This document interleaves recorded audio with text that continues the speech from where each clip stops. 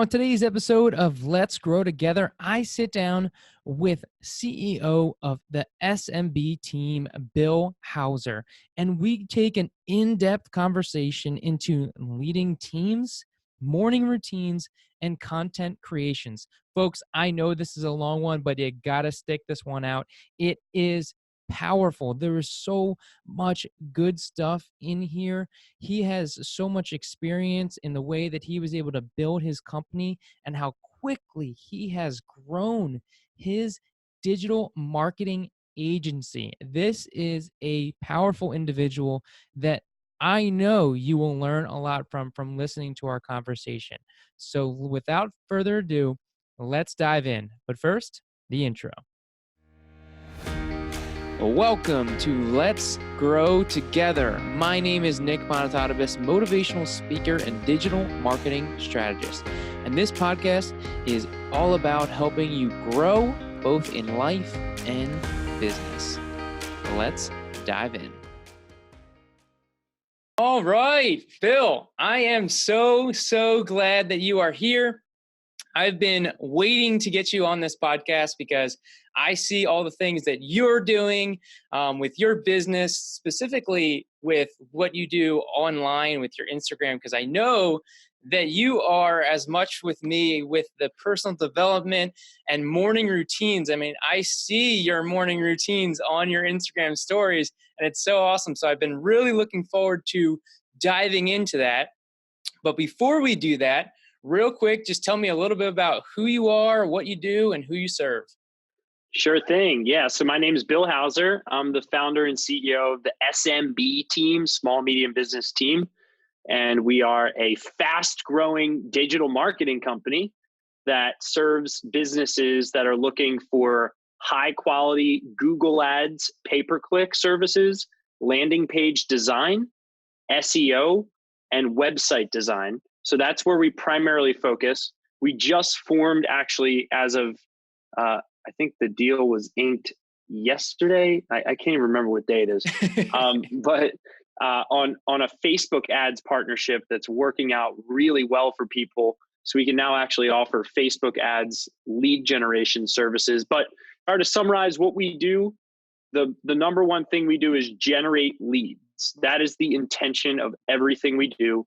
Our purpose as a company was to grow businesses, but now because of my personal brand and the YouTube channel kind of picking up steam, we have about 100 and, I know last week we hit 111 videos. I think this week now we're up to 130 based on the last 2 weeks of content we released. So we're up to almost 130 YouTube videos now. And the funny thing is I ran out of content for like different general bucket terms for marketing. So I just naturally had to start going into personal development. So now we're kind of changing our ethos as a company as growing companies and individuals. Awesome. I love that. And I know that that's new and really awesome too to hear about the YouTube channel growing, because I know when we talked last, you were still kind of just diving into it when you and I sat down. To hear that you have that many videos already is impressive and awesome. Just pumping it out. And I do want to get more into your channel and how that's been working so far. But you mentioned before we jumped on this call, before we started recording, that you wanted to break down what my podcast means. And now, I'm curious now that you mentioned it. So I want to hear what you have to say. So the interesting thing is the name of the podcast is Let's Grow Together. So the name of the podcast is Let's Grow Together. So I thought to myself, and it sounds so, stupid, but one thing I always do is I try and drill into words. I notice that when I glance over words, I don't retain them as well. So what I do is I thought like, okay, let's grow together. I just thought of like each of those words as soon as I saw that the podcast was named that. So I thought let's, which ties it immediately. I thought the word let's ties into the word together because it's a combined, right? Let's and together that ties in, and grow is separate, right? And this is an awesome, awesome example and story I'm going to kick this off with. Yes. So let's grow together. Well, let's first talk about what together means. We just had a team meeting minutes ago in my office, and we talked about, I just read the book, Extreme Ownership by Jocko Willink. Very good book on Navy SEAL leadership. And, how do you manage 200 soldiers in Iraq, right? During the Battle of Ramadi, when you have 200 Army forces, 200 Navy SEALs, and you're trying to both achieve the same mission, but you have different chains of command. And this is I'm literally getting goosebumps right now thinking of this. Such a powerful example of what together means in business and in expansion. So in the Battle of Ramadi, there was the Army fleet and the SEALs, and each of them had different commanders. The commander of the SEAL fleet was Jocko Willink. The commander of the Army fleet, I believe, was Leif Babin, I think his name is, who's the co-author on the book Extreme Ownership. And when they were in the Battle of Ramadi, the Army had the majority of the snipers. I may be getting this somewhat wrong, but the Army had the majority of the snipers and strategic weaponry individuals, and the Navy or the SEALs had the majority of the ground force. And they each had the same goal: take out the terrorists, take out the, protect the people of Ramadi. But they were operating on silos, right? So what I said, this is so fresh, I can't make this up. What I said in the meeting was the number one rule of combat in battle, which can be applied to business, is the rule that's called cover and move. Cover and move. It's the number one rule of combat. And what that means, I'll explain shortly. But so you have the Army with the snipers, you have the SEALs with the ground people, both going after the same mission. They have a different chain of command. They have different to-dos, day-to-day to-dos, but they're on the same team. They had different commanders, though, so they operated on different projects. So the snipers would have their own mission, and the ground people would have their own mission. But what happened after one battle where there was quite a few casualties is the ground fleet was doing their own thing, and they encountered a gunfight that could have easily been scoped out by the snipers, right? So instead of the two leaders of these two packs having ego in the mix, they decided, you know what? We have 200 soldiers under each of us. Man, we need to still collaborate. Like they were thinking, oh, I have 200, I got too much to deal with at the beginning. I don't need to deal with the Army. And the other guy was like, I don't need to deal with the SEALs. And then they thought, what if we, instead of covering, which is another word for sniper, and then moving separately, why don't we cover and move? Why don't you guys stay in the buildings, be our outlook, take out any of the enemies as we're going across the ground, as we're going to the target place where the terrorists are? Why don't you protect us as we move? So that's the example of cover and move. Because a lot of people in life, especially in business, is they build up tension towards certain people on the team, and they start thinking that the enemy is in here, in the company. But what they don't realize is the enemy is not in here. We're all on the same mission. The enemy is out there, right? So cover and move is the number one rule of combat for a reason, because that's what I identify as together. So I just wanted to break down that one word with this huge, story, I guess. Yeah, no, and that's awesome. And it's all about working together, both within your team. And a big part of what I try and teach is working together, not just with people that are in your team, but also other businesses that could be out there. Because to Absolutely. me, we can all win. that's the goal, and we can all grow together by continuing to work together. I love talking with other entrepreneurs and seeing how we can work together, how I can help them, how I can, promote them, anything like that. Now, I'm curious because you talked a lot about the leadership aspect of both of these things. Now, how does this story that you shared correlate to what you're sharing with your team? Were you, two separate divisions that were going in two different directions that you wanted to make sure everyone was on the same page? Were you seeing those issues, or was the book you just wanted to make sure that those issues didn't arise?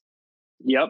So great point. All the above, right? So we're human, right? Hmm. One of the biggest divisions in business departmentally is the division between sales and operations, Hmm. because there's this notion that the more you sell, the more work there is to do. And if the team isn't on the same page with growth goals, this is where grow comes in. Let's grow together. We went over the together part, but the other part is grow. Everybody needs to be on the same page about why growth is your duty and obligation versus something that just causes more operational headaches and work. Growth provides job security. Growth provides protection in recessions. Growth provides the ability to shuffle people around to where they were born and destined to be in the company versus just having 4 or 3 or 2 employees. Well, screw it. We each have to wear half the hats because there's no other jobs, right? If the team doesn't get that, then they're going to create their own reasons as to why growth is such a priority. For example, the owner wants to get more rich, or the owner is going to buy a new sofa with this extra or whatever thoughts go through their head. But really, growth can be, if explained properly and if authentic, right? Because your team's going to see right through a surface level leader who's saying that they're growing to make a better company, but really they're just pocketing everything. That's why it's important. But we talked about 3 topics. We talked about the cover and move topic. We talked about a video from a company that's called Crisp Video Group online about their culture, and then we tied that into our Kolbe profiles, which are our personality profiles, which shows each of our strengths. So one of my top segments of the profile is I'm a really high quick start, which only like 5% of people are.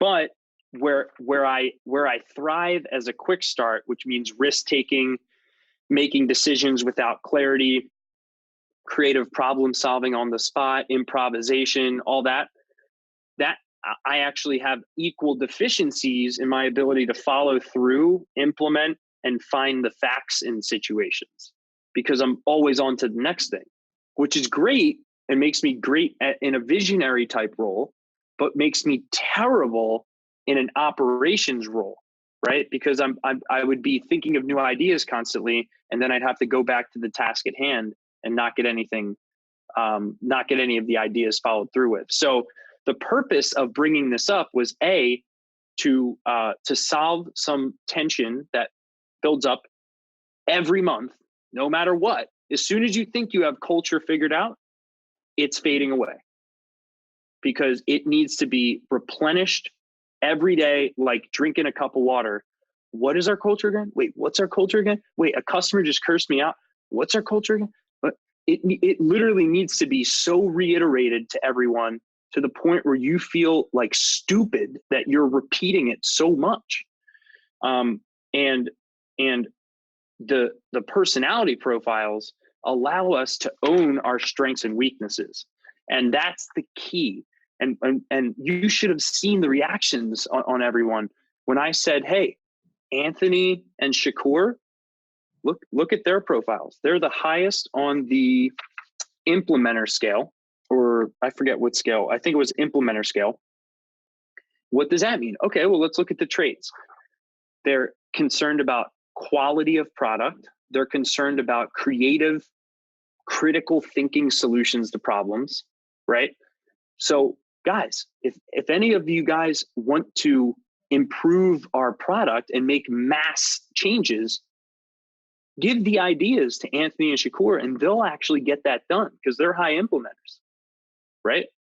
You want me to get that done? Like you're banking on a homeless guy, getting a shower. It's just not going to happen. So just owning your weaknesses, and another cool thing is when you take tests like this and you're insatiably curious about quantifying human behavior, what happens is when you quantify human behavior, it depersonalizes things, right? So then it's like, oh, this is just my score on this, versus the alternative is people build up animosity and go, why can't Bill ever get something done? He gave me 7 ideas and whereas now you can depersonalize your differences with people and go, oh, that's because this is his innate tendency, right?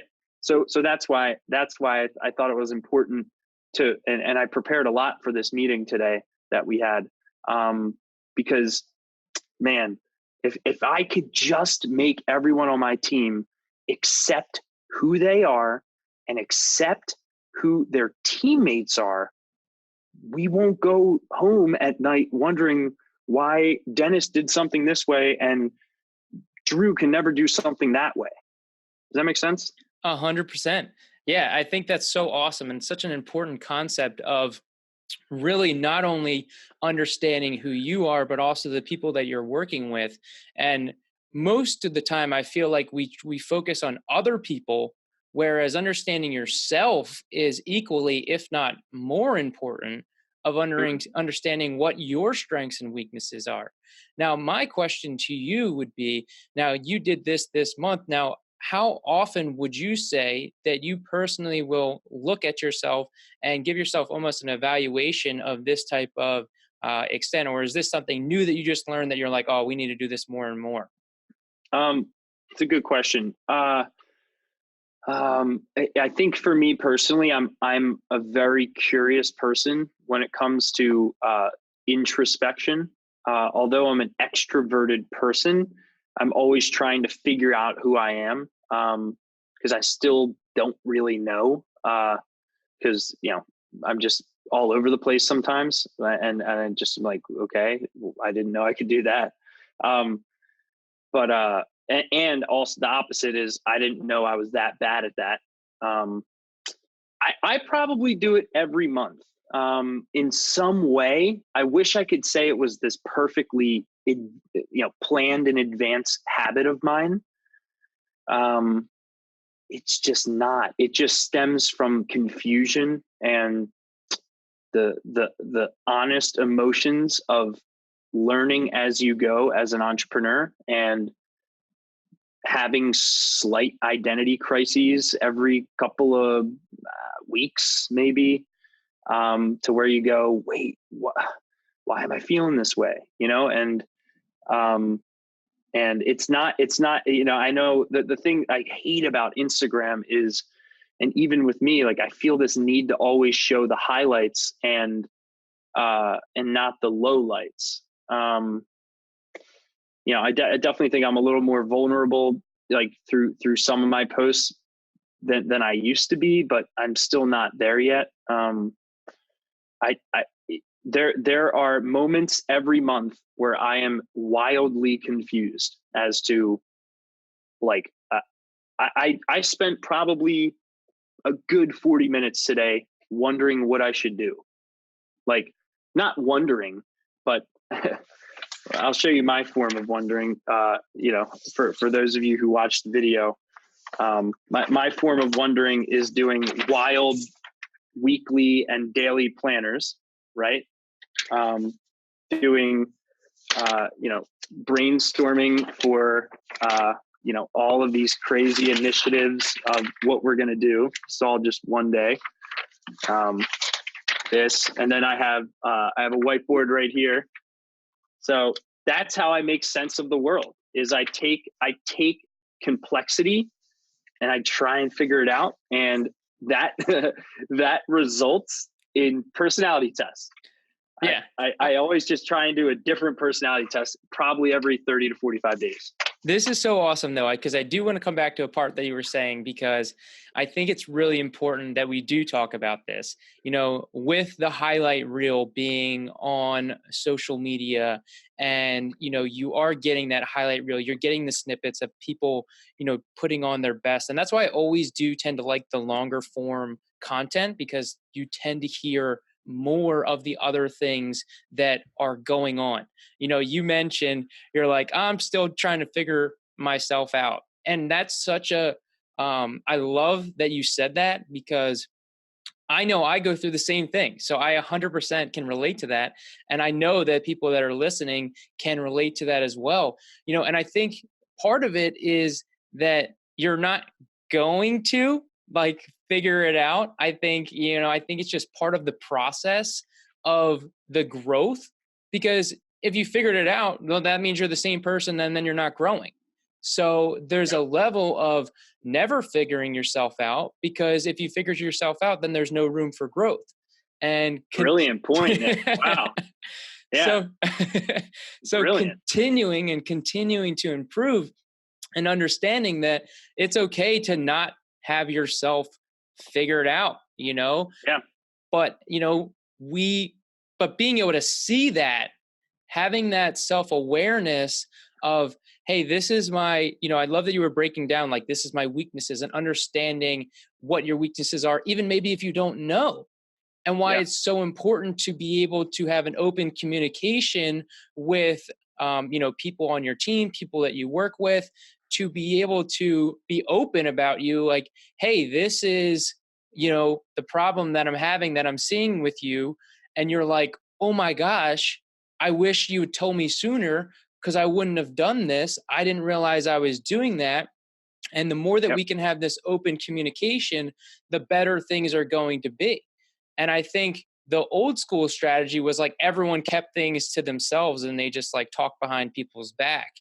And I feel that more in, today's culture, with the way businesses are being developed, breaking down cubicles, having more open office spaces, it's coming with that more opening up, having a more casual environment of really understanding, that openness to share and learn and grow. Can I build on that? So there's a book that's called, and I don't have it in here, called Radical Candor. It is a phenomenal book written by someone who was managed by Sheryl Sandberg, the chief operating officer of Facebook. And one of the big realizations, one of the biggest realizations I've had in the last 2 weeks, this is why entrepreneurship is so freaking crazy, dude, is what I know as of 2 weeks, just in the last 2 weeks, is like a complete identity shift. And that happens every 2 weeks. And that's why you have to go through periods of confusion, because you're right. It's the same thing as culture. As soon as you think you have culture dialed in, it's fading away. As soon as you think you have yourself figured out, if you're growing, it's going to change. My point is radical candor. So you're talking about the increased openness in workplaces. The most poisonous thing in a company, or as an entrepreneur can have in his environment, is what's called ruinous empathy. This is what they talk about in the book. Ruinous empathy is the person in your life who doesn't have the guts to tell you that you suck at something. And the culture of being open is one thing.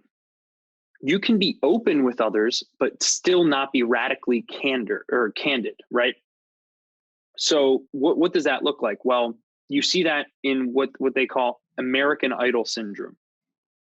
You see these people every year go try out for American Idol and are absolutely terrible, so much to the point where they actually are promoted on public television for how funny they sound, right?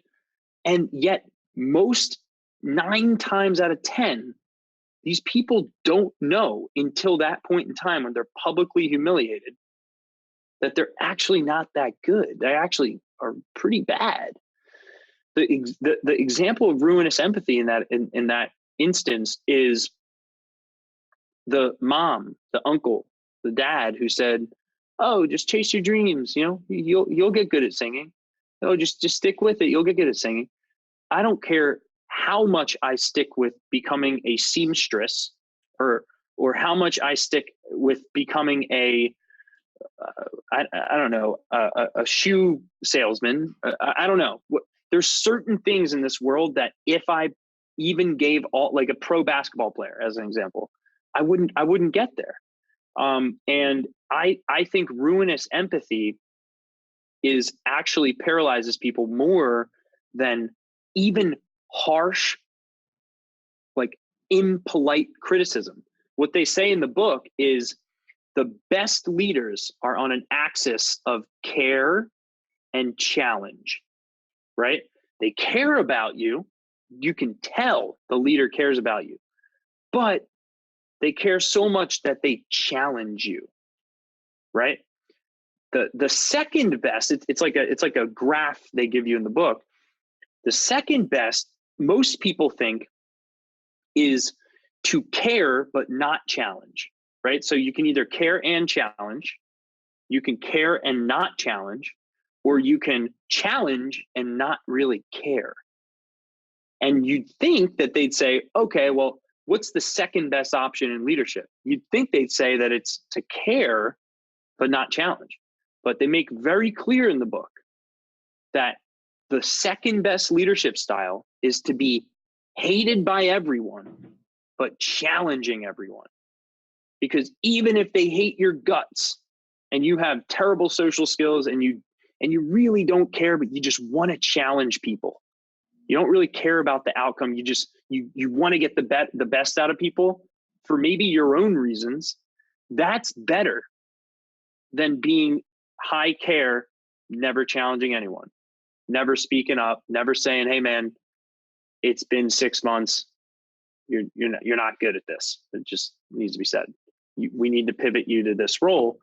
And that's why having mental models is so important. Understanding that, there's all these categories of people on your team. There's the right person in the right seat. There's the wrong person in the right seat. There's the right person in the wrong seat. And then there's the wrong person in the wrong seat. This is why I go through these 2-week education dumps or whatever, is because I need models. I don't have a mentor, so I have to go to books to learn these models.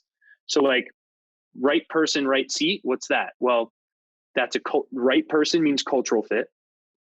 Right seat means they have the chops for the job. Wrong person, right seat is the cancer of your company. Why?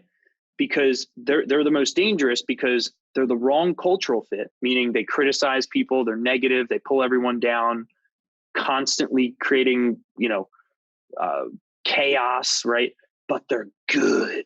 They're real good. So the leader has to make a tough decision. Usually what identifies people's culture in studies is when a leader has to fire the highest performer on their team because they're not a cultural fit, but they're a performer. That's that's the wrong person, right seat. Then the other one is right person, wrong seat, right? That's the right cultural fit. They just need to be shifted to another seat in the company. And then wrong person, wrong seat, that's easy, right? Because that's the easiest, like least infectious person, because it's obvious they're not good and they're not really polite, right? So it's easy to say, "Hey man, get out of here." Like, but there's no fine lines between these categories. That's why I found a lot of value in trying to create mental models, like Charlie Munger, Warren Buffett's right-hand business partner in Berkshire Hathaway, says is, if you want to become a professional decision maker, you need mental models from all the core disciplines. You need models from philosophy, from psychology, from leadership science, from, peak performance athletes. And you have to tie that in and create your own decision-making framework so that, boom, some point in the future, you catch, oh, this guy's right person, wrong seat. That's a decision-making what do you call that? Heuristic, right? Mm-hmm. Allows you to go, boom, I've seen this before. Let's move them. Right. Yeah. And I think that's so interesting the way, because a lot of it depends on each particular person. So there's a book that I have read. It's called Thanks for the Feedback. And what I find so interesting about it is the way that it actually is about how you're asking somebody for feedback on what you are good at and what your weaknesses are. I would encourage anybody to do that, is to generally ask somebody for them to get your feedback, because I think that's so powerful to actually do that, to see what their answer is going to be, based on, so you can actually get some organic feedback so that you can learn and improve. But what you said, I think, is very important as well, is that when somebody is in the right seat, most of the time, that also means that they like what they're doing. When they are the right person and they're in the right seat, not only are they a high performer, but they enjoy what they're doing. And I believe that not only for our team, but as well as an entrepreneur, that we need to focus and stay within our zone of genius. What is it that we are best at? What are we best suited to do? And go all in on that area. And sometimes we have to figure out within, us and our team, on what we need to focus on. And especially with I love what you talked about earlier, to swing it back to what you were talking about earlier, where you're talking about how the growth of the company allows for the team to be able to be more focused on the things that they want to do.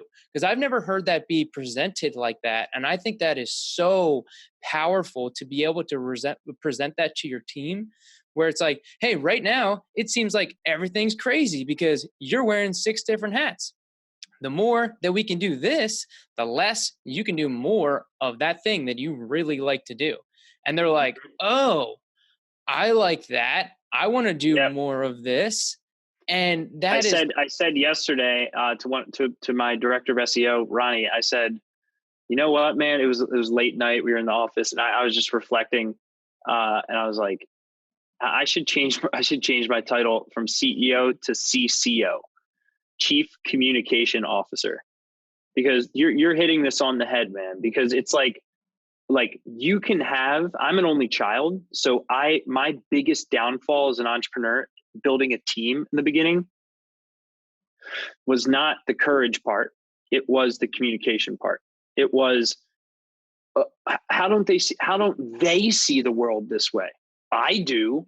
How don't they get that bigger is better? You can't expect that.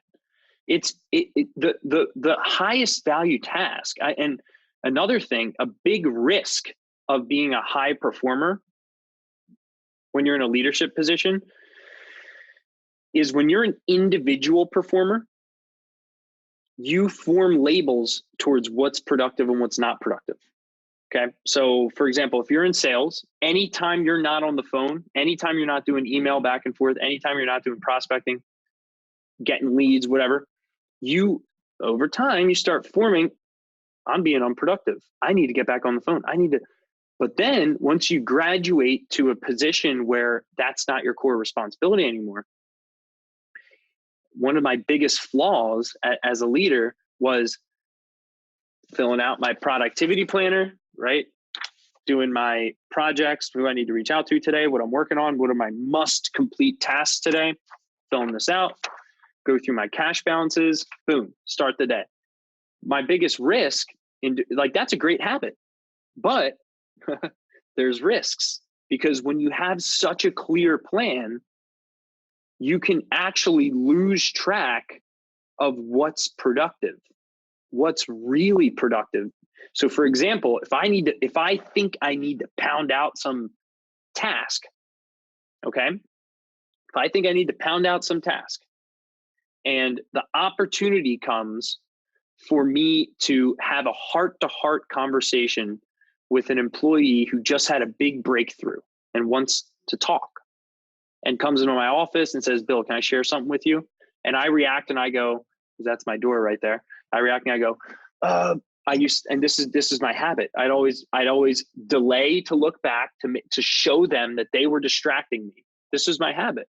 Not good, but high performance, right? Delay to look back, looking at my computer, and then go like 20 minutes, like not 20 minutes, like 10 seconds after they come in. And what I learned is they did a big 60,000 hour study in Harvard. This is another thing I learned in the last 2 weeks. And they found that 75% of leaders' time in Fortune 500 companies studied, CEOs, is scheduled, 25% is unscheduled. I thought that was phenomenal. I thought that 25%, that's 1/4 of their entire week unscheduled. And you know what the number one percentage of time spent is in terms of how they chunk it? The number one percentage of how CEOs spend their time in chunks within either that scheduled or unscheduled time. People and relationships. That's the number one chunk. 25% of their entire week, a quarter of their week is spent on that. And what I've learned is the risk of high performance, thinking you got to pound stuff out all day, is you can actually neglect the people who are already on your side, right? You can actually make them feel as though you're not vested in their success. You're vested in your to-do list. Mm-hmm. Now, I'm not saying you need to be a wishy-washy, whenever something pops up. My team knows 8 times out of 10, if you try and interrupt me, I'm going to say, hey, man, I'm in the middle of something, but we can talk about it at X or Y or Z time. But 2 out of 10 times, or 2.5 based on the study, I should increase it to,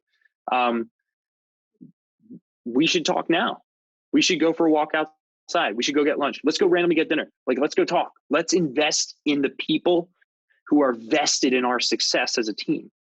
So I forget where I was going with that, but the risk, how you label productivity changes constantly as your roles change. And I think it's interesting too, because my first thought was, oh, well, Bill, why don't you just, have a set time for people to approach you? However, the other side of it is, if they're coming to your office that time, especially if it's something like you said, where it's a breakthrough, and they are excited and enthusiastic about that time, if you delay it, then they're not going to be as enthusiastic as they are at that time. And break down. Yeah. Not just breakthroughs. Mm-hmm. Yeah. Yeah. And getting them when they are at their most point of needing to talk to you, and understanding that if they're coming to you at that time, that it's probably something that's really important, and that's, again, I love that you're becoming more and more aware of all of these things. I love that you talked about high performance. That's something that we've talked about that. And I'd like to shift that a little bit into, I know that you have a lot of things that you do that are designed to help you perform at the highest level. And I'd love to start to hear about what you do early in the mornings, like first thing when you wake up, like what are your routines in the morning to get to that high level, to get to that high performance? And thank you for asking that. This is like, so I made an announcement a couple of days ago that I'm going to probably be re-releasing Worry 180, which is a book I wrote on how to overcome anxiety through adopting high performance habits. And one of the first chapter in the action modules of the book in the training program is your morning success ritual. So I've realized through humility and reflection that for me to expect someone to adopt my 1, 2, 3, 4, 5, 6, 7, 8, 9, 10, 11, 12, 12 or 13 step morning routine religiously every morning, probably irrational. So what I've started doing is I've started labeling them in chunks so that people can actually just shuffle the chunks around based on their life. But here's what I do now. I'm going to try and do it based on memory. Okay, so my alarm goes off at 4:44 a.m. Now I make edits every week. I'll go through how the edits happen.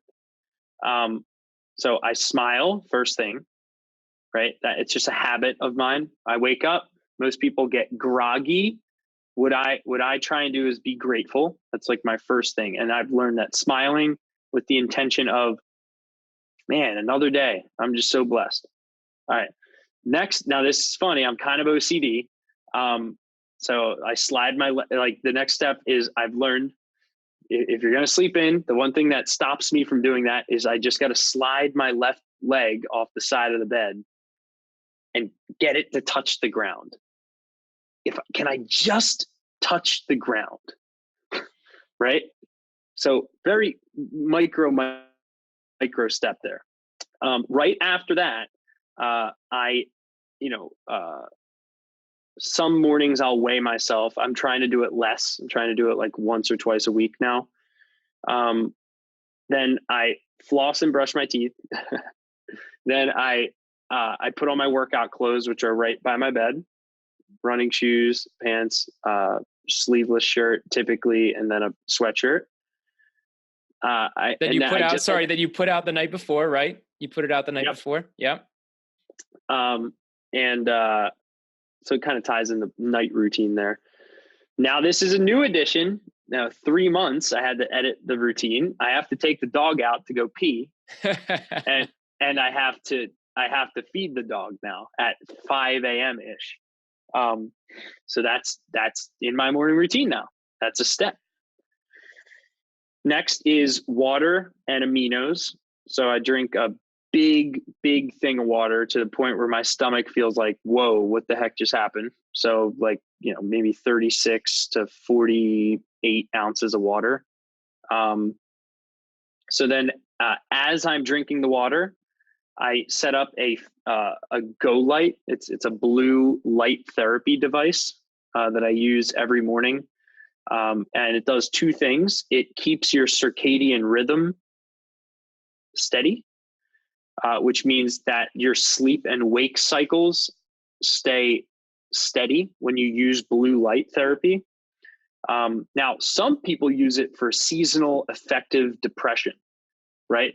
People who have some chemical function in their brain where when it's dark out more than it's light out during that season, they get a little depressed, right? That's what that device was made for. But then some high performer used it. I think Tim Ferriss is really who blew it up with the 4-hour work week. I learned about it in the 4-Hour Body, I believe. Kind of blew it up by making it public. And what I do when that blue light's shining, it sets my circadian rhythm because it replicates bright blue sunlight in your eyes. And then it also gives you like a jolt of energy, similar to like half to full cup of coffee is what they've shown in studies, but it's like natural body energy, not head energy. So as that blue light's shining at, the angle they have on the device, I put a blank notebook in front of me. Right. This notebook, I go through notebooks every couple of weeks, but put a notebook in front of me and I write 5 things I'm grateful for. And I think right now it's about 14 goals, which I just started.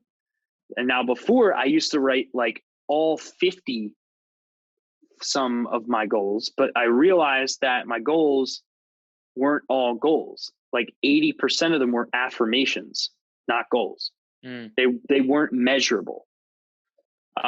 They were just feel good phrases of where I want to go. And so what I did was I just one weekend, I was like, you know what? Three quarters of these aren't goals. These are affirmations. I'm going to read these out loud with belief separately. And then that cut down my time of writing goals by like a lot, because when you write 50 goals, it can take like 30 minutes sometimes when you're really feeling them. So gratitudes, 5 gratitudes. Now it's about 14 goals. The key with gratitudes I found is not to make it mindless. So what I found works best, and this is another thing that I've just done for the last 2 weeks, is write a handful of things that you weren't grateful for from the last couple of days. So for example, if you had a disagreement with someone, try and find how it made you stronger and say, I'm grateful for the fact that I disagreed with so-and-so because it taught me something about my belief system that I didn't know before. I'm grateful that we lost this client at our company because it taught me A, B, and C things that we should have rolled out when they became a client of ours. And then the others can be things that you're honestly just purely grateful for, which can be like any act of good service from someone. Now, don't get hung up on that, because you'll notice once you start writing these, there's not many acts of good service that people do nowadays. Everything's so transactional. So when like somebody at the cafeteria at our office, like, they have a cold iced coffee machine, like say, oh, you want me to pour this for you? Like does little things like that. It's funny when you write down your gratitudes every morning, you are attuned to little things like that, where the universe hands you back something. But it's not common. So sometimes I'll have to, if I run out of things, I'll have to find something that's like, man, I'm just grateful for this breath. Right. And I've noticed one of my tendencies was to go and to try and set such a big gratitude every morning.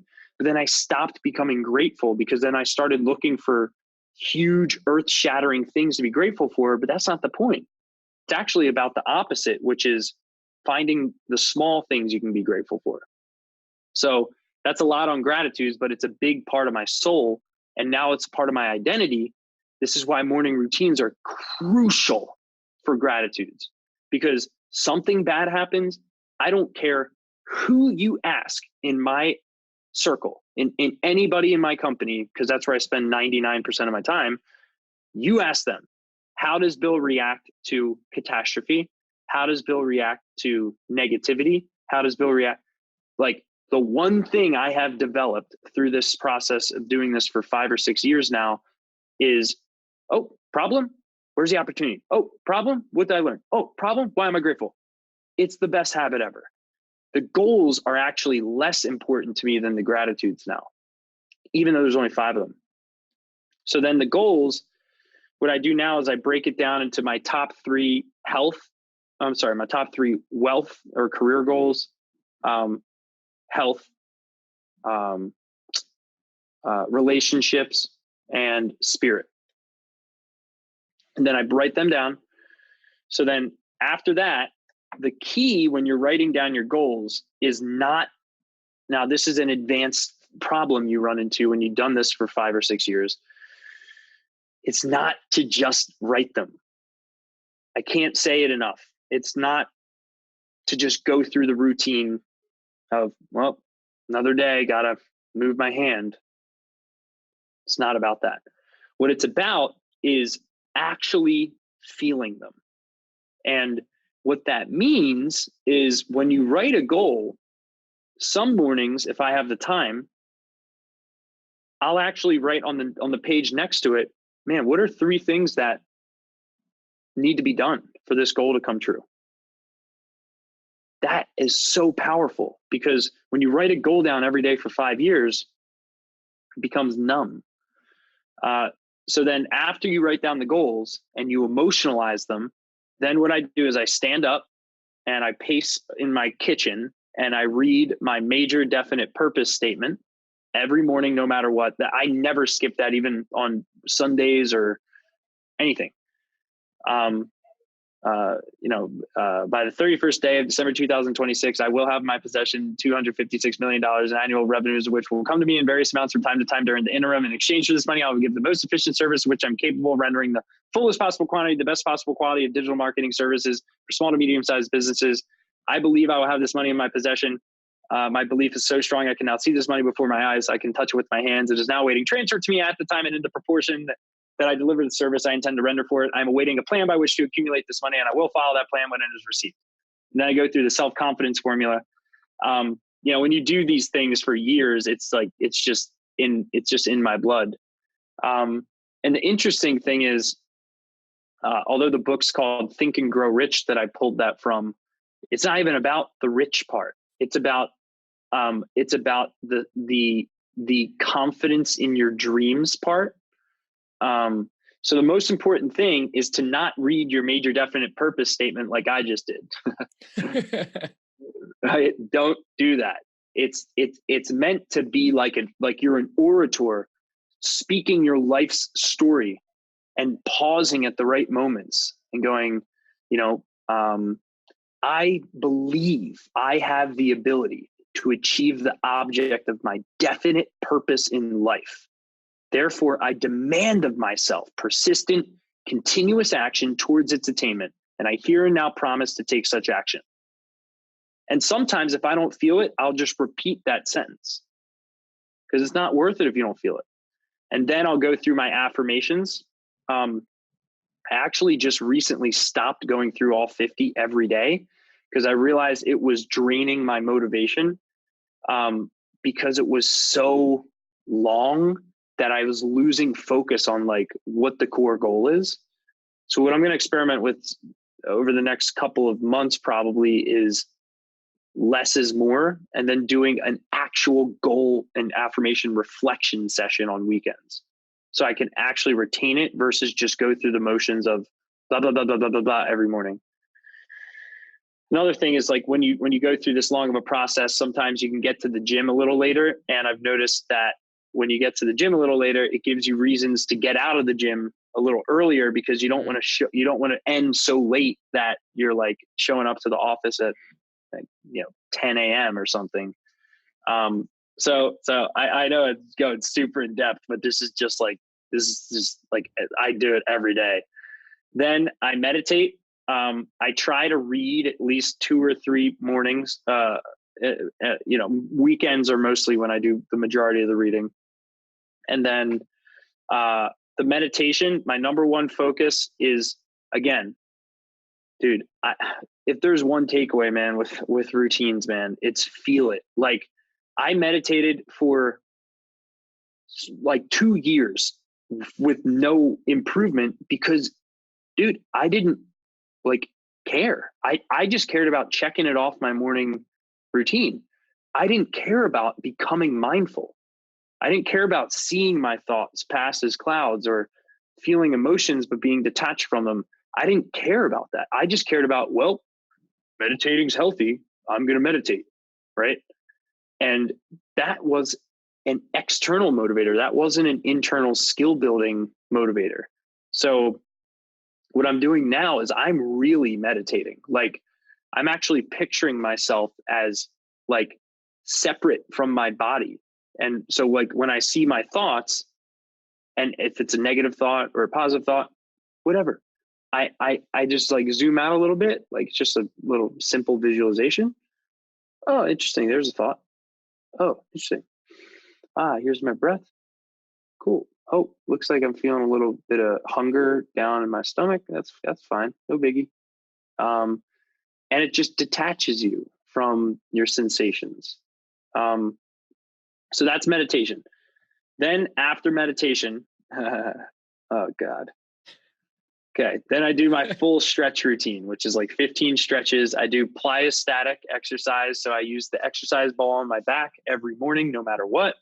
I get into the deep crevices of my upper back, my lower back, my hips, and I go up against the wall and I roll like that. Usually the dog like does weird stuff to my feet when I'm doing that because she thinks I'm playing with her. And then I get on the ground, I do the foam roller. right? So I roll my whole back out, and then I have like a 12 to 15 stretch routine where I do deep muscle stretching. The reason I do it before my workouts is because it's more important to me. And I realized I would push off the stretching if my workouts were intense. So I realized, to make it mandatory, I had to move it ahead of the workout. Because once I'm working out and once you have like a workout like plan, it's hard to like give up in the middle of a workout plan. It's a lot easier to say, I don't need to stretch. So what I've found is the things that are the easiest to slip on, you need to put them all the way to the beginning of the morning. Like if I ever start slipping on working out, I know exactly how I'll solve it. I'm gonna make it so that at 5 a.m. I'm in the gym. Right. And then if my goal setting habit, that's why I said the chunks are so much more powerful in morning routine, because the chunks mean you can drag and drop things as life changes. Right. If my goal setting habit's real strong, then I can push that till after the workout. Right. And I can pull the workout earlier. So then after that, I'm trying to think if there's anything else. I try and do cardio. I do heavy weightlifting 3 days a week. I do high intensity cardio the other 3 days. Some mornings I do outdoor mountain biking on pretty intense trails. The important thing I've noticed is 6 days a week, you have to actually push. That's why I always say, like, push yourself, like sweat's my best friend. I always say, right. Because that is actually a form of meditation in addition to the other meditation I do, because it shows detachment from pain and from struggle, self-inflicted. So like when I say sweat's my best friend, it's like most people feel like they are controlled by their body freaking out after a workout. But if you have these funny sayings like sweat's my friend, pain's my friend, right? And when they show up again, when you push yourself, you're like, oh, there's my friend. How's it going? You're in control. They're not, right? So then after that, yeah, getting ready. My goal is to always dress. I write this down. It's an affirmation. I present myself as a hungry millionaire every day.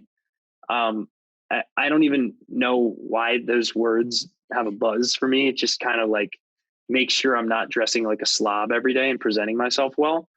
And then I get out the door and I usually don't think of any of the stuff that I did from that point on. Like from 9 a.m., 8:30 a.m. on, I don't even think about mindfulness, goals. It's like, it's literally just a chunk of my operating system that then runs the computer, quote unquote, throughout the day. And I just let it fuel what the day is. Trying to think. I think that's it. Yeah, that's the whole morning routine. I've never broke it down that in depth. No, I love it. It's awesome. It's so cool to hear, because I feel like often it's not broken down and it's summarized, and you hear different things, and there's certain things where I've talked about gratitude in the morning, and I do the same thing. Mine's a little bit different. Yours is much more extensive, but we do have a lot of similar things. I do my gratitude, I do my goals, I do affirmations, and I talk about this in a previous episode. But I also like to stretch too. So there was a lot of commonalities, and Wow. I like to run as well. And it goes to what you said with that pain when you're pushing yourself. That's why I like the running more than the lifting. And also I lift in my apartment, which can be a little bit difficult sometimes because I'll cheat more. But when I run, it's like the opposite. Like when I run and I'm outside, I'm so much more likely to be like, I feel great. I'm going to go a little bit further. I'll go a little bit further. And next thing you know, I get back and I'm like, that was too much. You shouldn't have ran that far. But Yeah. it's good because you're pushing yourself. Now, I also wanted to comment on something that you mentioned, because it's something that I pay attention to as well. And that's with having intention. I love that you made it a very specific point in everything that you're doing, that you have intention and you're not just going through the motion. Because I started to get to that point as well, where when I was writing my gratitude and I was like, stop, you need to not just do this to do this, and making sure that every time that I'm writing out what I'm grateful for, that I am intentional about it and that I am feeling it and actually really like I am grateful for it. I'm not just like, oh, I'm grateful for my family. No, like think about it. Feel it, like feel what it would mean if you Wow. lost them or they weren't there, and how powerful that would be versus just writing, I am grateful for my family. You're going to feel grateful if you think about what if you didn't have, your parent, and maybe you're someone that does, and that's, I'm sorry that you had that loss. I mean, we've all had losses in our life, and I think that only makes us appreciate it even more. So if we can appreciate when we have loss, and often we only appreciate it because we have loss, but if we can appreciate it when we're not having loss, we're going to be much more grateful, throughout the day. And I think that that is just like such a powerful thing to making sure that everything we do, we have intention. Yeah. But as Brendan Burchard says, you need also scheduled, unscheduled time. Big insight I had at High Performance Academy is when you live an intentional life, you also have to be intentional about times you're not going to be intentional. That's Yeah. still a form of intention. Yes, being intention to not, yeah. Oh my gosh, that's a tongue twister right there. I love that you Yeah. talk about Brendan Burchard too. And I actually found something that was very interesting. I was listening to Essentialism. I don't know if you've ever read that book before. Um, and I love it so far. I'm not done it yet, but he mentions in the book, and he quotes, and I forget I think it's Stephen Covey, and he quotes Stephen Covey, and he says, "Got to keep the main thing the main thing." And I was like, "Whoa, wait a minute!" Brendan Burchard says that all the time. He talks about that at his events, and it really got me thinking, because as this guy who's like this top dog right now, Brendan Burchard, big time. And one of his things that I literally have written on my corkboard right in front of me, it says, keep the main thing the main thing. And I thought that was him. And meanwhile, it's not. But I think that it's interesting that I wanted to bring up, because you are an influencer. I am an influencer. We are putting out content consistently to try and get people to be more grateful, be more productive, be more high performing. And for anybody else out there that may think about creating content but don't, because they're afraid of maybe sharing something that other people have, I just wanted to comment. I'd love you to comment on it as well, on the fact that this top dog, Brendan Burchard, has this, saying that I've heard him say a number of times that was from somebody else.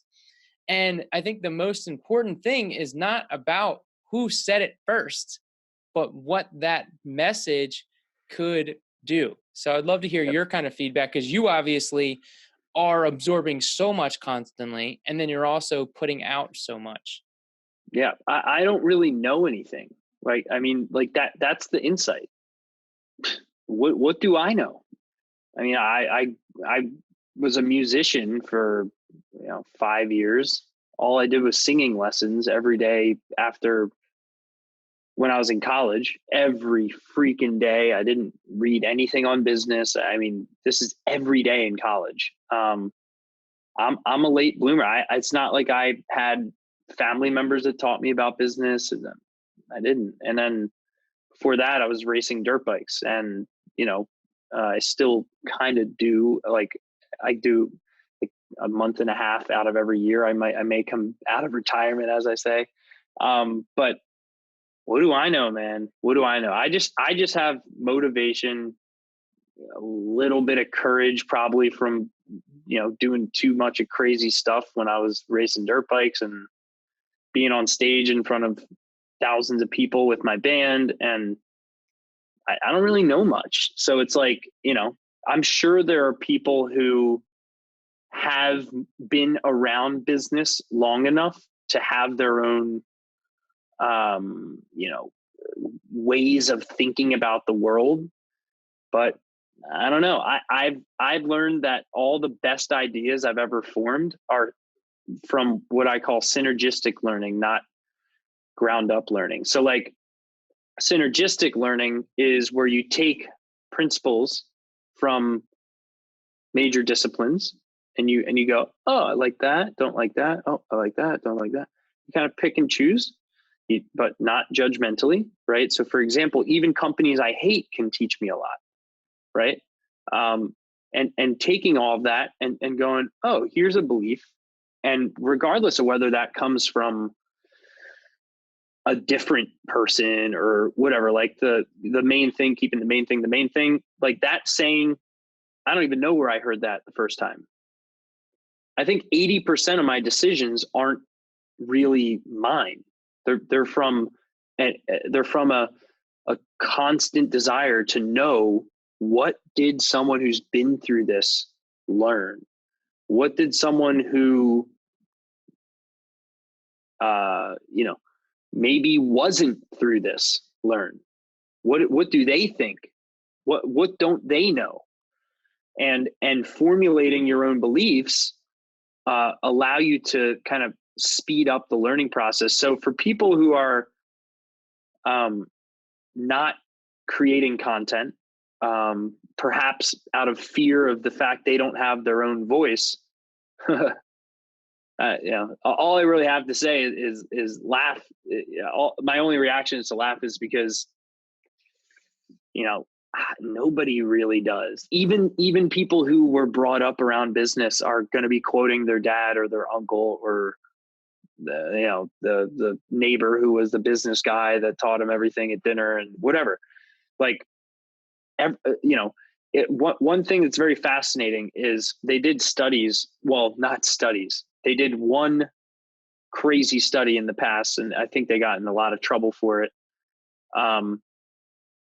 Where they isolated someone from social connection. I forget who it was. I think it was illegal, actually. And some guy like kept this girl in a basement or something. I forget. It's crazy. Yeah. And literally from when she was born, to think that we can learn business and marketing through osmosis, locked in a basement our whole lives, not talking to human beings, is stupid. Everything we learn is through social interaction, learning who we surround ourselves with, especially who we surround ourselves with virtually, right? Because that's the most scalable method for education nowadays.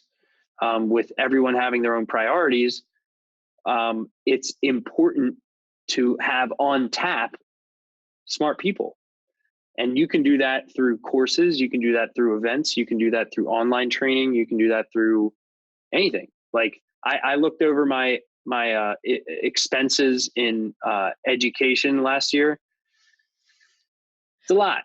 Yeah, it's a lot. Like maybe, I don't know, $100,000 spent like on events and all this crazy stuff. And the interesting thing is, the first half of the year, I didn't know that you could find other business owners at these events. So I went selfishly to learn the content.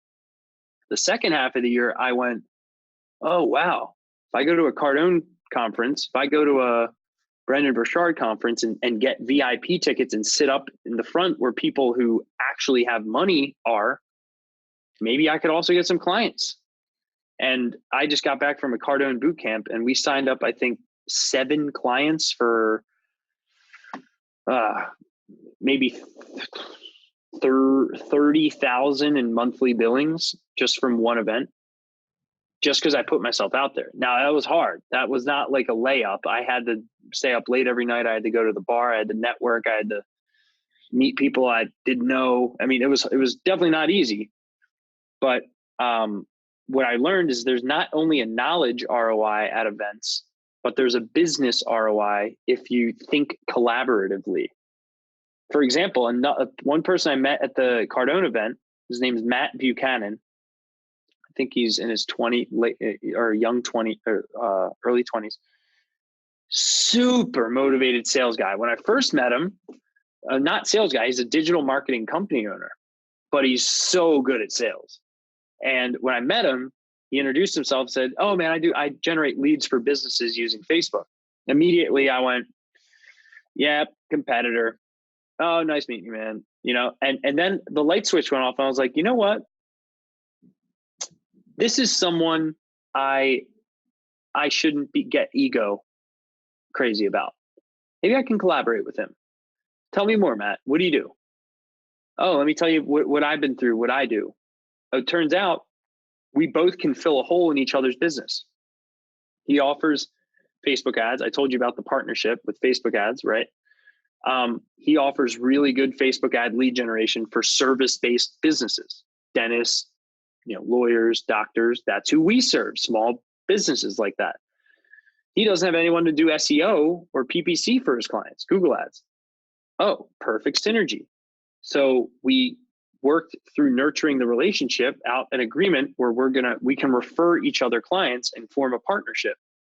In addition, I'm a little older than him and have been in business a little bit longer.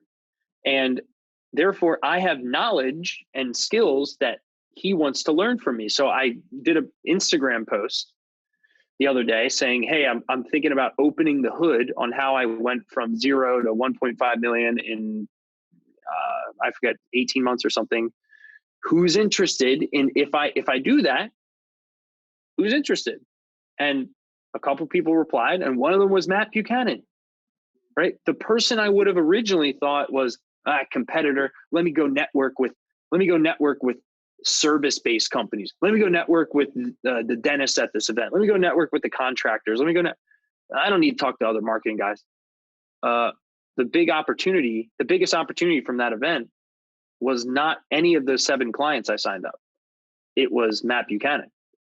So it was right in front of me. And that's the beauty of events, is like people and putting yourself in an environment where you're around people who are committed to personal development. Because typically the more invested you are in personal development, the more you are likely to be in a state of growth, because you're looking for answers. And what I started off by saying was how I go through identity crises every couple of weeks, because it's like, what do I do next? That's where personal development comes in. It gives you a compass. And that's where personal development attracts as well. So what I did was last week, I created a list of like maybe 20 events next year, all people I look up to. And I'm saying now, well, how can I go from doing 5 events this year to 25 events next year? And it's a new problem. It's hard. You got to coordinate, tons of stuff to make that happen. But is the work worth the reward? Now I'm starting to think it is. And that all can be labeled as a educational cost, right? So if people are hesitating to put themselves out there, right? Just know events are one way of doing that. There's plenty of other ways to do it, but it's all about stealing knowledge. Like everything. The reason you go to an event is to steal knowledge. The reason you go on an Instagram live or a Facebook live or a story is really, most times there's 2 things I found that works for me: accountability, reflection. Accountability is, hey, another morning, here's sweat. Hey, another morning, here's me doing my goals. Hey, another morning, here's that. That's completely selfish. Whether that motivates anyone or not, I don't care. Hopefully it does. That's not my intention. My intention is, how can I be my own role model and put myself in accountability mode for this, so that I feel like I have to do it every morning. And then so accountability. And then the second for content creators is, oh my gosh, reflection. There is no better incentive to learn a new skill than to teach someone else that new skill.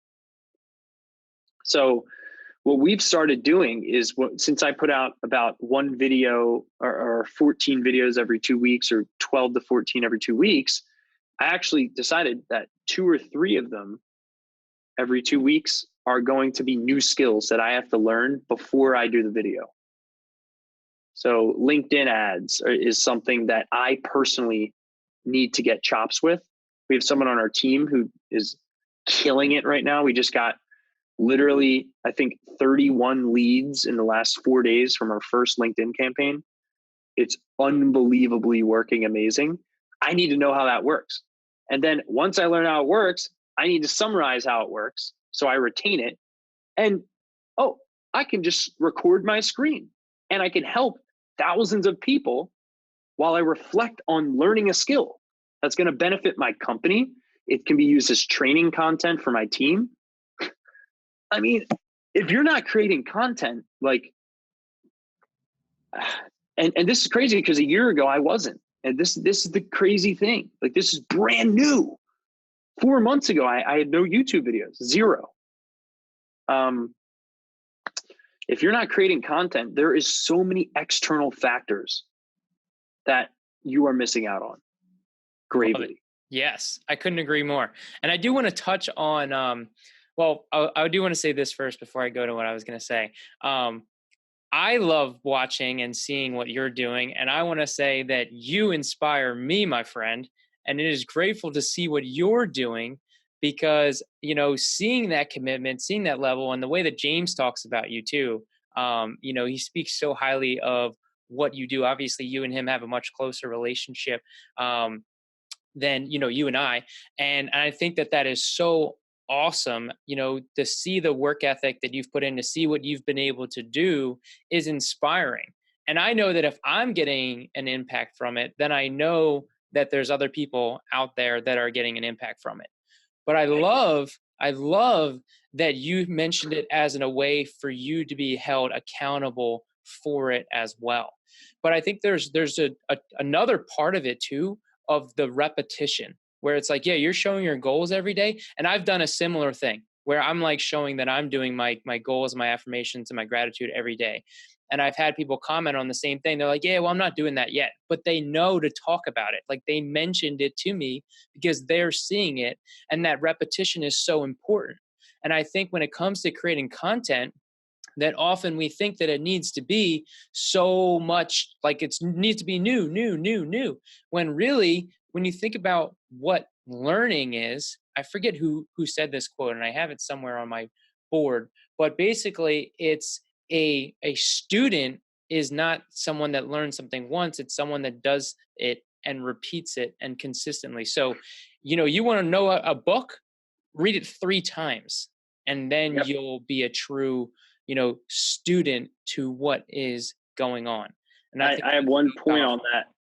Just really quick point is the amount of stuff you already know is mind-boggling. I had 4 months of content, 3.5, like literally a video a day almost. That's a lot. That's like 100. It's like just under 100 videos for like 3 months, let's say. And I was still like, whoa, I also know how to do this. I also know how to do this. I can do a video on this. Then eventually you're going to run out of things. Well, that's not true. Because then you could go into personal development. You can go into life. You really never run out. But if you want to keep your YouTube channel targeted and your video and your content targeted, you're going to hit a point where it's like, what do I make a video on now? And then you have to go look at frequently asked questions on other blogs and other influencers and go, what are people asking about? Let me make a video on that. But the amount that you already know, and I don't care if you're freaking working at Walmart, I don't care if you're working at NASA, it doesn't matter. You have learned things, how to deal with, for example, you come from a low income family, you work at Walmart, you make minimum wage. You could put out content on how to deal with conflict and come out on top and live your life.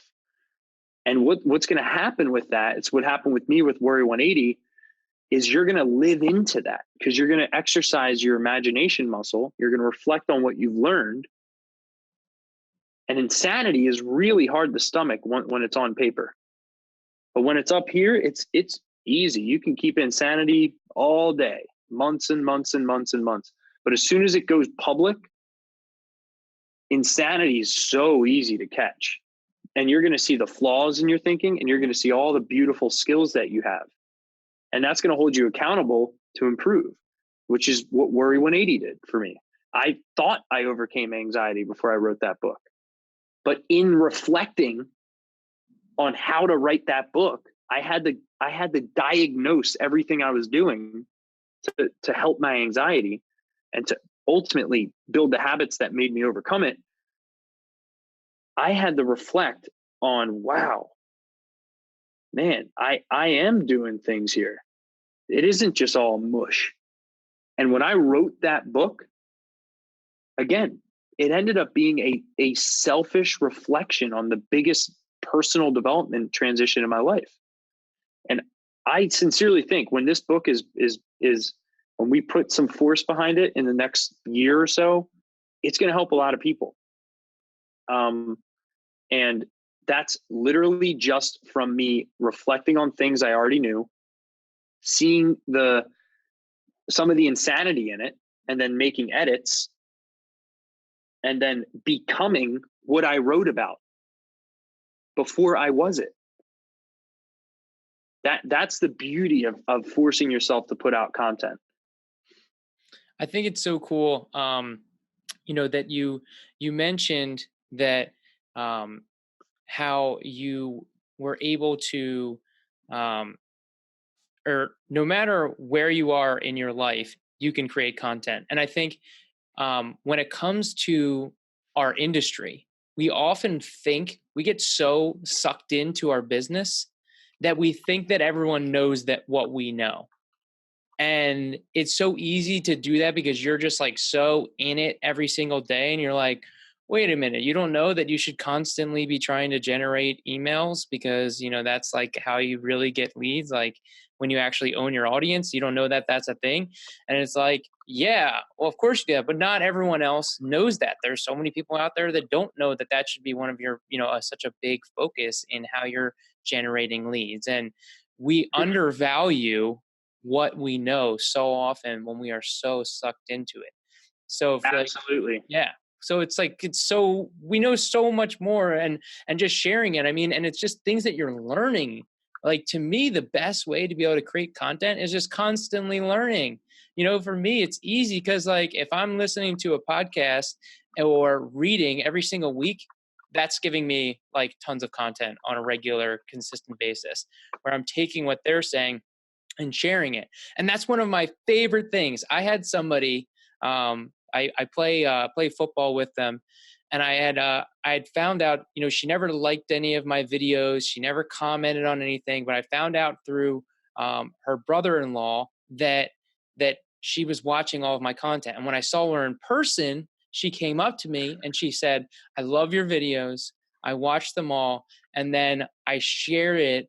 Sometimes I share the message with my students." And I was like, oh my gosh, it took me back so much. Like I gave her a huge hug because that's the most powerful thing that you can do, is that it's not about where the information came from. It's about sharing that information because that information could help someone else who then helps somebody else.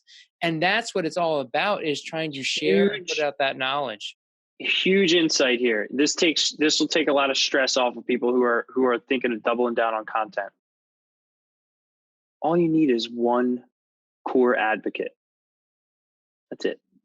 Like it doesn't need to be like the thing that prevented me from getting started for so long was this faulty belief that, well, if I can just become more successful, then my brand will pick up more because I'll have more clout and I'll have built a more reputable business to back me up.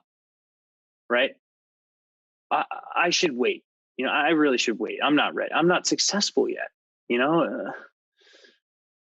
But what I realized was, like, there are things that I can help people with. And it's my obligation to do that. I don't care if my business isn't where it should be yet. And age is the biggest freaking restriction for people. I mean, it doesn't matter. I will tell you this: if my mom, who's 50 some years old, was running my agency, the agency would go down in flames. It's not about age. We are in a new generation. I grew up on computers. I grew up on technology. I grew up doing stuff that she never did. It doesn't matter. I can teach her so much about business. It is unfair. And the crazy thing is, our average client is in their 40s to 50s. So as soon as that light bulb went off, it was like, wow, I can tremendously help people. And I'm causing this story in my head this whole time. But all you need is one person.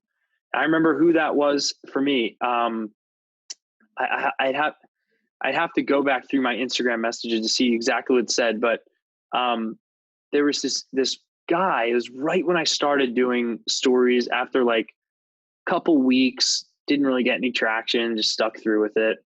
And some guy mentioned something in my comments or in my direct message, and was like, "Hey man, I quit my job and I started my own business. You probably don't remember me. I was in high school with you, and then I got transferred, and I just have followed you ever since on Facebook." It wasn't even on Instagram. It was on the Facebook story. I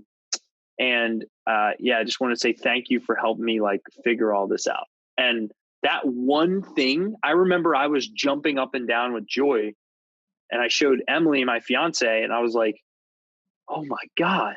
And she at the time had this cult-like following with her blog, and she was getting like 10 of these messages a day.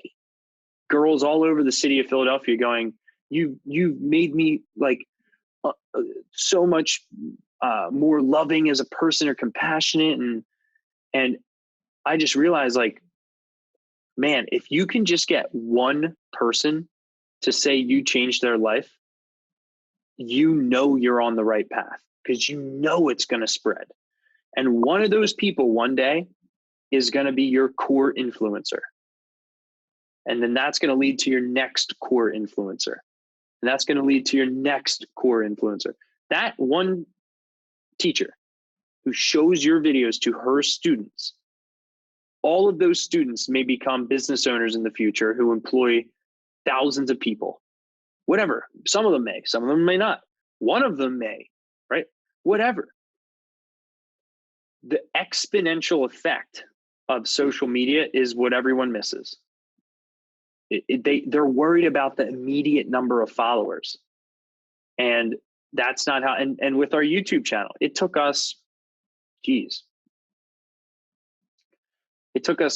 4 months before we got 3.5 months before we got our first lead. And that first lead actually turned into a signed up client from nothing. I mean, dude, you see the circle light right there? I mean, behind me, I have a circle light in my office. I have my table where I do all my filming. I did that for 3.5 months, Nick. 3.5 months. Ranting and raving in front of the thing, being entertaining, laughing at my own jokes, being as entertaining as I could. Just pushing. And we've only gotten one client from it so far. I don't care, man. We get comments now where people are sending us paragraphs on our videos. Some of our videos still only have 20 views. Those 20 views, though, are gold to me, because if those 20 views feel helped and like I actually cared, that's all that matters. Dude. And people, it just needs to be like, take the stress off of having a following. Dude, just help one person and start selfishly. Like, reflect on the things you've learned and make sure that you're not insane by putting it in the public. Then you'll get some followers. No biggie. That's exactly it. I absolutely love it. I think it's so powerful to focus on that one person. I talk about that all the time. It's in my programs of just like focus on the one person that you can help. I mean, it's the number one thing. You know, everyone's so concerned, gets so caught up, and I want all these views and I want all these followers. And, you know, there's people out there that have tons of followers but aren't making any impact on them. They're not influencing them in any positive way. They're just hot, or, you know, they're selling a clothing or whatever, you know, something like that. But here's the thing. Here's the thing. They are influencing people though. Mhm. That's the thing. And what I noticed about my fiance's following is value is so weird. It Mm. can't, value is not like, you and I are personal development entrepreneurial individuals.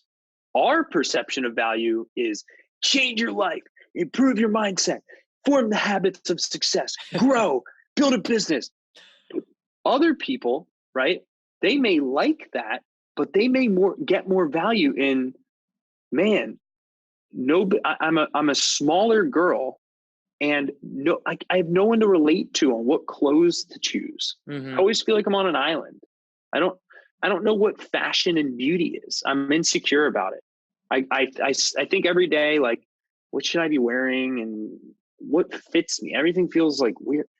And then I found Emily Burgess, and Emily is, she's small too, and she found all these little beauty hacks, and man, I just love keeping up with her. It gives me so much value. It makes me feel understood. Now, we could sit here and say, well, she's not changing people's lives. But dude, here's the thing. That's just her attention getter. You read her captions, she really cares. She's open about the fact she was adopted. She's open about how she struggled being an introvert with social anxiety. She's open. She's used the tripwire of how people feel related to her to create a message, right? Mhm. And it's just interesting because value is so, like, the biggest Instagrams are musicians and people who are just famous for being famous. But there's some value exchange happening for them to have 20 million followers. I haven't put my finger on that yet. Um, I put my finger on how Emily got her followers in the fashion, in affordable fashion niche, but I don't know. What value do you think someone gets from Kim Kardashian's thing? Like, what do you think? It's that's such an interesting question, and I honestly don't think I can answer it because the Kardashians are the group of people that baffle me, that people like that they have a show. I don't know, but I guess I've never given them that much of an opportunity either. And Yeah. I know the one is like has a business and sold her business for like $9 billion or something like that. And she was super young, but you know, so obviously she's doing certain stuff, but it is an interesting thing. And I think based on the celebrity, it varies. You know, like for example, like two influencers or two social media channels, like Robert Downey Jr., like his Instagram is like not him. He just has a lot of followers because he's Robert Downey Jr. But The Rock, on the other hand, has one of the most amazing social media followings, if not number one. Like he honestly is, like, in my opinion, one of the top dogs when it comes to social media. And it's him. Like everything that's being posted is all him. He's this super successful guy with billions of dollars, and yet he's the one on his social media. And that's why he gets paid a six-figure salary, and that was a study that I did a year ago, that is probably more than that now, just by posting movies, his own movies, on his social media. They have to pay him more to promote on his social media platforms. Hmm. Like, but Leverage. he's amazing. Yeah, and the interesting thing is the tripwire. Like, you can roll your eyes at it. You know, anybody can. They can say, "Oh, you know, they're just famous because they're famous," or whatever. But dude, I'm starting to think now, like, this is a belief shift for me. Is, man, what's my tripwire? Am I just going to be the personal development, habits, and business guy? Because growing up, I mean, there's nothing I'll ever be able to do to wipe out my inner jokester. I mean, when I'm I'd say 70% of the time, like, I'm pretty focused on the task at hand. But I have an extremely insatiable need to pull pranks on people. Like, I just do. It'll never go away. I have an insatiable need to throw wrenches in situations when people feel like they have it all figured out, and then I just want to tell a joke that makes them completely confused. Should I hide that part of me just to be the personal development guy for branding reasons, or should I own that? And should I use that as the tripwire for my message? What is the tripwire, right? I would say 100% that you should own that. And I think that, you said personal branding, but your inner jokester can still be part of your personal branding. Yeah. It's part of who you are. And the best way to be able to embrace and succeed online is by being your fullest and true self, no matter what. If you try and be like, Yeah. oh, well, this is what I think I should post, versus what you actually believe that you should post.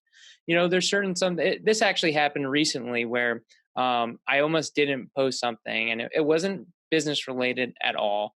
It wasn't on my, Facebook business page. And I just put out a comment and I was like, I gotta say, I'm a big fan of the Baby Yoda memes. And I was so close to not posting it. I was so close, and I was like, nah, you should delete it. Like, it's not your personal brand, it's against. And once I did, and then all these people started commenting on it, and they started posting Yoda memes into the comments, and it was so awesome to see because, well, at the end of the day, I posted it because I like Star Wars and I like superheroes, and I'm not afraid to say that. I don't talk about it probably as much, similar to with what you're saying, where I don't show that side as much in me. Yeah. And, I think that it's important because part of that is what makes us relatable. Yeah. And when you look at the Grant Cardones and the Gary Vaynerchuk's, they've lost that almost a little bit because you don't see that as much. Now, I still love both of them and they're phenomenal. And I'm sure you get more of it when you go to like an event. Like, I know you've been to Cardone's boot camps where you kind of get to know them a little bit more in that longer form content. But again, like, I remember hearing, I follow James Wedmore. I've talked about him before, and he's phenomenal. And he mentioned the other day on a podcast that he watches Rick and Morty. And I don't know if you've heard of the show or seen the show. Yeah. I could not believe that he watches the show. I do watch the show. My friends are huge fans of it. I'm not as a big a fan. I have seen it, and I've watched a good amount of the episodes, but I just never thought that somebody of his caliber would be watching that type of show. And guess what? Now I love him even more because I feel like I'm relating to him on a whole nother level because he is human and he does watch TV occasionally, even though he's a personal development junkie. He loves to call other people that aren't personal development, he calls them normies, which I think is really funny. That's hilarious. Yeah, but it's just the more that you can open up and just share everything about yourself and not be afraid to show that, the more that people are going to continue to resonate with you. And I love, because Gary Vee talks about it, that social media exposes the people that are faking it, because the people that are real are showing you so much of them that they can't fake it. because they're showing too much of it. Absolutely. And like another thing I've thought is like even private topics, things that, like, for example, the more private the topic, it's not just about being funny or happy slappy. It's also like, why aren't there tons of videos on anxiety in business? Right? Why aren't there tons of videos on insomnia, right? Entrepreneurs who can't shut off. What about um, I was thinking prenups. Nobody talks about prenups in business because it's like hush hush. Ooh, don't want anyone to know. Right? These are things that have close ties to problems that entrepreneurs go through. But there's a barrier to entry because the vulnerability it takes to talk about these things and the brand impact it could have prevents there from being good content on these things. So I was thinking to myself, like, dude, we're all human. We all like who the hell is kidding? Entrepreneurs have 30% higher chance of being anxious or depressed. That's why they seek such big goals. That's why they push themselves so hard, because they're looking for ways to push themselves because they have all this pent up energy. And if that pent up energy gets bored, it goes inside. That's why in college, I was like driving myself insane because I wasn't challenged. There was no spontaneity. There was no unpredictability. And it makes me think like, wow, maybe the secret, in addition to showing my quirky side, is to actually just show the struggles that people go through, right? And explaining how I worked through them myself, and the fact that I am human and I did go through periods of my life where these things happen every day, right? And that's something I want to work on is going raw, twice as raw as like you think is appropriate, I think. Yeah, I think being vulnerable is one of the most important things. Because it is not shared, and that's where it has the most value.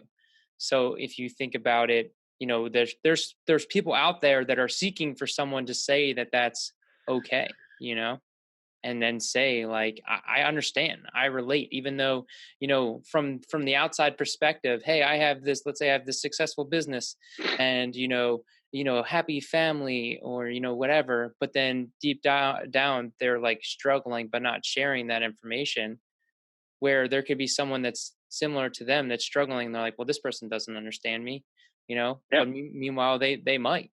And Yeah. being able to connect with them on another level is so much more powerful, instead of trying to please everyone, like, oh, well, what if I say this and they don't suffer anxiety, and then they just don't get it. Well, it's like, well, Yeah.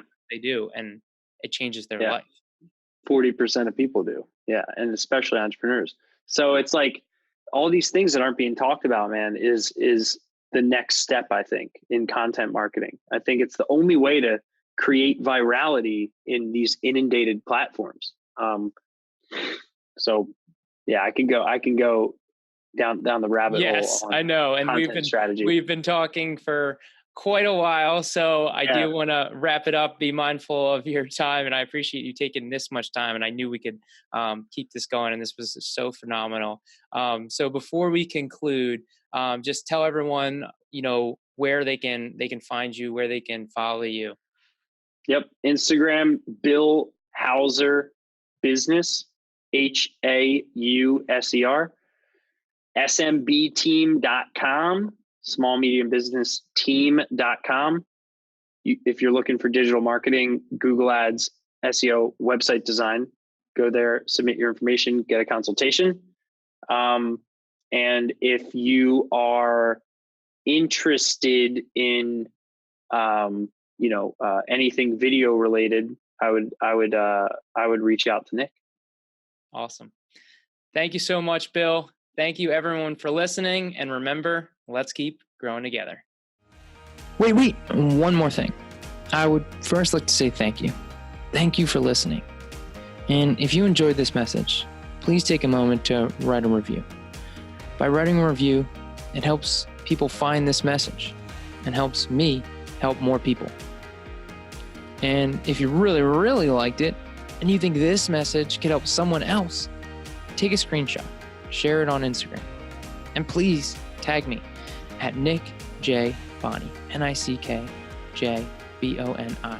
so I can show my appreciation for you. We can all win by helping each other grow. Thank you. Take care, and I'll talk to you soon.